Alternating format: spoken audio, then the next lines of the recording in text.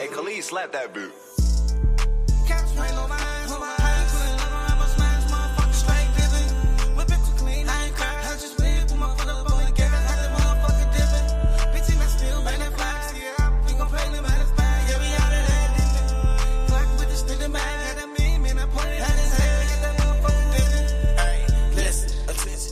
To my troops, all my niggas on the mission.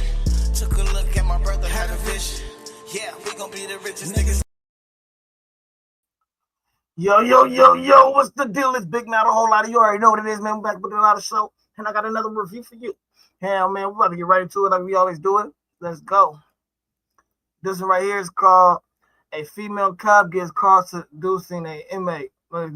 Gets caught seducing inmates. Let's get right to it like we do it. A prison officer being accused of sleeping with an inmate. You felt me, I was like soaking through my clothes.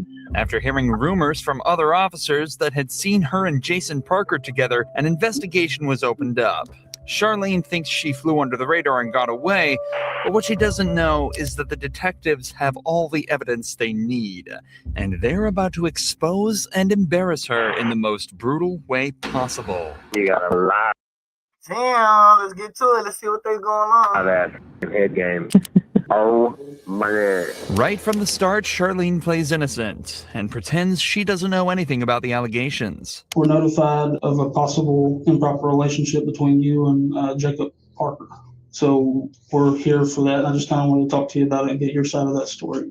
I don't know anything about it. Okay. Have you talked to him on any jail phone calls or anything like that? No.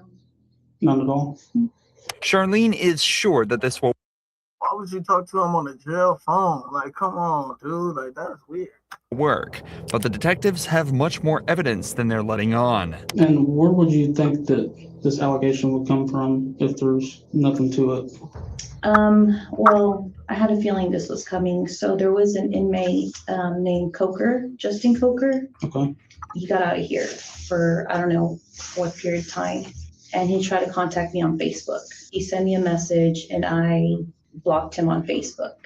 And I guess one time Parker was going back to Equat to use the bathroom and he was talking like at the window with me. Mm-hmm. And I guess Coker like didn't like that, which I had no contact with him or anything. And Parker had told me that he had gone up to him and was like, don't talk to her or something crazy like that. So I'm just not trying to be rude here. I'm just, Why would you expect this conversation to come up from that? Like now, if that happened a few months ago. Charlene claims that the only time she's had contact with Jason was a single time outside the jail bathroom, and it was a jealous inmate that started the rumor. But the detective is about to share some evidence that instantly proves that Charlene is hiding something. I don't know exactly how it started, like who it started from, but I was told that it was brought to somebody's attention, and then we looked at jail calls, and there's jail calls between you and Parker, and all that. That's crazy. Come on, girl. You got jail calls with this nigga. You gotta do better. Do better. Stuff's recorded. So I don't think you're being completely truthful. Well, I kind of know that you're not. And I'm not trying to be rude when I say that. Yeah, no. I'm just kind of trying to lay it out on the table for you. Mm-hmm. So can you kind of tell me what's going on? I guess a few years ago, we talked, and then I ended up here, and then he ended up here. I didn't know he was here. It wasn't anything like that. Apparently, Charlene and Jason knew each other before prison and messed around before they both ended up here. This led to them joking around with each other here, but nothing else. Or at least, that's what she claims. In reality, the cops have recorded phone calls from inside the prison that tell a completely different story. So what about some of these phone conversations? No, not here or the phone. I just mean conversations y'all are having on the phone. No. Since he's been in here. Like sexual? Well, I'm not saying having phone sex, talking about sexual acts. From what I'm listening to on the calls, I take it as that you've given him oral sex at some point, is what I gather from these calls. No, that was like in the world, but we never dated. We just. Okay. What kind of conversations have you had with him since you started working? You might as well stop lying, girl. Here, he's been in the jail. I don't know, just talking about what would happen after he got out. And then the jail call recordings, have you been talking to him like while you're at home? Like he calls you from the jail while you're at home, or? Mhm. Okay. Just 15 minutes into this interrogation, Charlene's original story is seeming less and less like the truth. She's been caught in multiple lies, admitted to having sexual relations with Jason in the past, and calling him regularly from her own home. This is highly irregular behavior for a prison officer, and it doesn't take a genius to realize something deeper may be going on. But the detective has some more questions pertaining to some more physical evidence. I haven't listened to this, but apparently there may be some talk in the calls about like photographs. Have you given him any photographs? Mm-mm. I gave him a photograph of his mom, which he had asked for, and of his dog, Jax. Okay. Yeah. Have you given him any photographs of you? Mm-mm. No, because. So one of the things we're going to be doing is like looking at cameras and stuff too. Has there been any times where y'all were alone? Mm-mm. Or you go out of camera view or anything like that? Anything that's going to look suspicious that way? I don't think so. It's important to remember that Charlene has worked at this prison for a while now, and as such will know all the ins and outs of everything such as security camera blind spots and patrol officer schedules. You'd think that with all this knowledge, it'd be easy to hide a relationship with an inmate, but it seems that she forgot about a few vital pieces of information. Not least the facts that all phone calls placed from the prison are recorded. But thanks to the detectives, she's about to be reminded of this fact in a devastating way. Hey, baby. Hey, that. Baby, guess what? What, babe? I just won the blackjack game.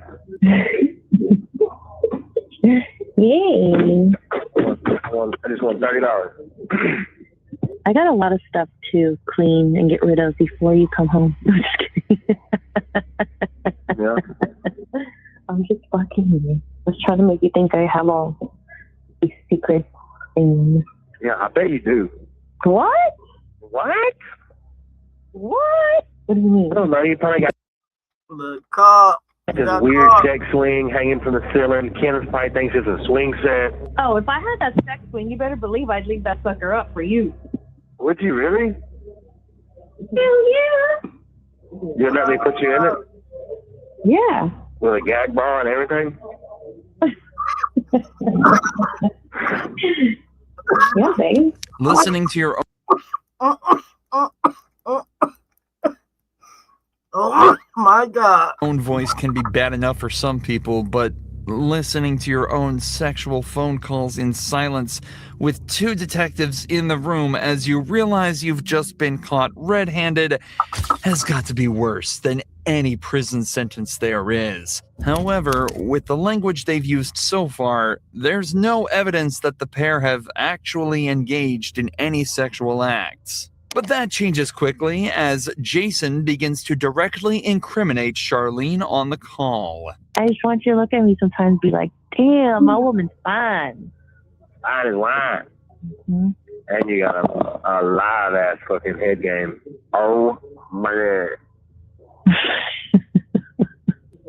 It wasn't my best moments. I was just trying to get it done. Meh, meh.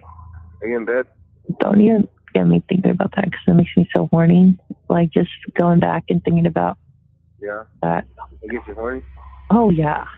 You felt me. I was like soaking through my clothes. You get very horny very Oh shit. easy. I always want to have Not sex. good. Like that's not even. Not good. I mean, I feel like I just like look at someone. I'm like, oh my God, I'm so fucking horny. No, like of course, like I only get horny for you. You kind of see how that sounds from like my point of view, more, like a more recent thing than 3 years ago. No. The audacity she has to say no after hearing that phone call is truly remarkable. But to her credit, she's not going down easily. The detectives try asking her if she thinks Jason would cover for her, and she still doesn't break, sticking to her story that everything that happened outside of prison. Technically, this story could still be true with this phone call, but it definitely is odd for the couple to be recounting events from over 3 years ago in such detail, especially when earlier she struggled to remember any details about their relationship. you talk about how profound this was, like just giving him this blowjob was, but you like don't remember anything about it. It's like telling me something, but you're having trouble coming up with details about it. You know what I mean? Like if it's that profound. I mean, I gave him a blowjob. How do you describe blowjob? I mean, is that? Well, what I'm you not want want to me know do? like about the blowjob. I'm just so if this is a factual thing that happened 3 years ago, I feel like you would kind of remember some stuff about it. Like I mean, like we sat in the car, Like when I asked you who was there, him of course, like when y'all met or whatever, and then when I asked like who else, you said it was like a bunch of friends. Yeah. But like you can remember one chick's name after you think about it for 30 seconds. So that's not making sense to me. You seem to have blanks in your memory when we get to certain details, but you remember being groped in the blowjob from 3 years ago. I find that hard to believe. Okay? This is your one chance to be honest with us. Yes. Once we get up and walk out and we're done, we're done. Have y'all had any inappropriate contact, whether it's groping, blowjobs, vaginal, anal sex, anything, hand jobs? Yes, I am being vulgar to get a point across. Yeah, no, it's not. None of that. Just as the detectives say, things really aren't adding up. Yet she's still sticking to her story. Or at least she was, before a switch flipped and she said this. And what is it? I might have given him a blowjob in the back part of the In back part of the quad? Okay. How long ago was that? I don't know, 2 months ago. The secret's out, and Charlene has confessed. But this matter is more complex than it may seem.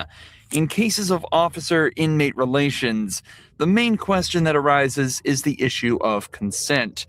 Given that Jason and Charlene knew each other prior to being in prison, it's not wrong to assume that consent went both ways in this interaction.